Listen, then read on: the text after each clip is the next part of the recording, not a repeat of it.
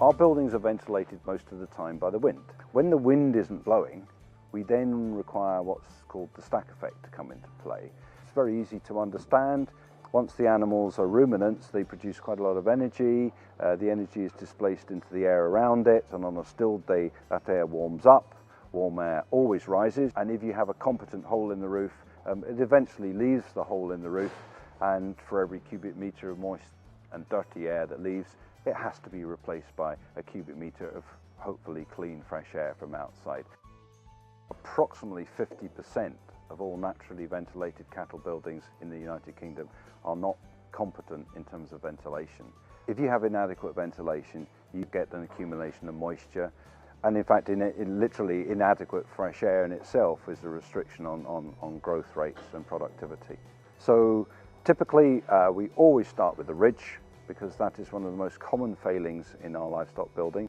The rule of thumb is that a young animal, sort of up to 100 kilos, needs 0.04 square meters for each animal in the building as an aperture in the roof. And for an adult and growing animal, you need 0.1. Typically, the best way to provide it is by a long, thin slot. So the best way to do it is to use what are called upstands on either side of the ridge. And what that does automatically is it keeps a proportion of the rain that's heading for the hole, it keeps it out. Even more important is that all the time the wind is blowing, which is the higher proportion of time per year, is when the wind comes up over that roof and hits these upstands, it creates a negative pressure in the chimney and it sucks the dirty air out. And in fact, that's absolutely essential for the design of young stock houses, because young stock don't produce enough heat to have a stack effect in the first place. And then the third level of design is that actually you don't want any rain going in, so between those upstands there's a plate added to the whole design in such a way that you maintain your required hole in the roof but keep most of the rain out.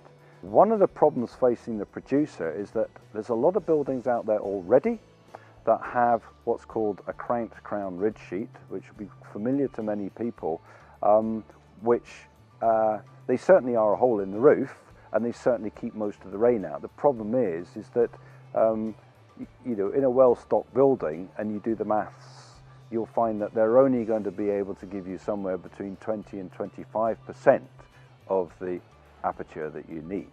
And you go on from that and you sort of say, if we need 10 square meters of hole in the roof, we need at least the same amount in each sidewall.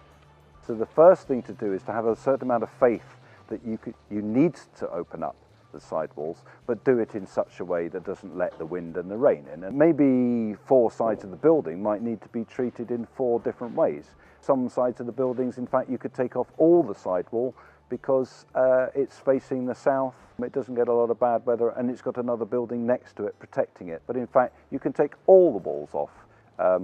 It won't make any difference on a still day if you don't have enough hole in the roof. That's how the stack effect works.